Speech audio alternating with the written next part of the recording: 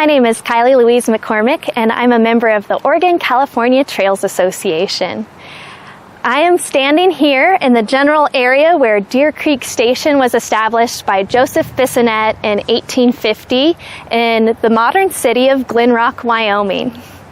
Now, Joseph Bissonette, it's unclear when exactly he came into this area. He appears on the records as being in Fort Laramie, and then he appears as being the competition against Fort Laramie, helping to establish Fort Bernard and their other little forts along there. And eventually he decides he's going to move further up the river into this area of the North Platte River in the 1850s and establish this station here.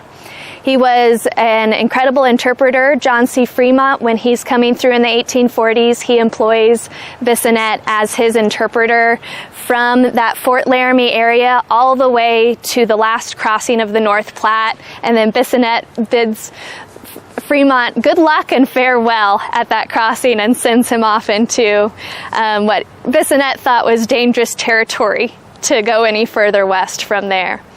Bissonette, he was married to 2 Lakota women. He had over 20 children, around 24 children, who were living with him right in this Deer Creek area in the 1850s. He establishes a trading station, as well as a bar and saloon, a blacksmith shop, and a corral. It was really like a little city grew up right here on the North Platte, where Deer Creek meets the North Platte.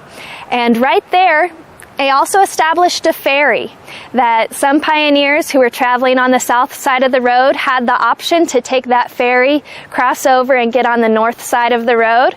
Some people thought those ferry prices were pretty exorbitant and thought that they could just take their animals and swim across themselves. There's one such gentleman who is on his way to California and rides his horse into the middle of the North Platte River. He and his horse were swept away and never seen or heard from again. That a lot of people drowned right in this site and area. But thinking about Joseph Bissonette and his community that he established here, it lasts clear into the 1860s when there are increasing conflicts between the Native Americans and the people who are traveling west and the United States government, especially with the establishment of the Bozeman Trail.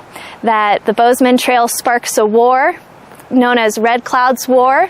Red Cloud's War impacted Joseph Bissonette down here and Deer Creek Station, that even though he was married to 2 Lakota women, that different Lakota bands would come in and steal his livestock, and he would apply to try and get compensation from that from the United States government. And eventually he decides that he's going to abandon this station. But what is interesting about Joseph Bissonette and these other traders like him who come around in the 1850s establishing posts along the North Platte River is that the Native Americans saw them as one of themselves. That young man afraid of his horses, a more accurate translation of his name would be, they are even afraid of his horses. He spoke during the treaty process that ended Red Cloud's War on behalf of Joseph Bissonette specifically, as well as the other traders along the North Platte, and he said, they are one of us and they deserve to stay there.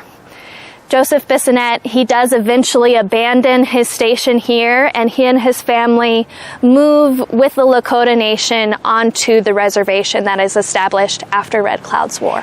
If you ever find yourself in Glenrock, Wyoming, come on down to the corner of Center Street and 3rd Street, and you'll find a fairly accurate map of Deer Creek Station, as well as a Pony Express marker to signify that Pony Express swing station.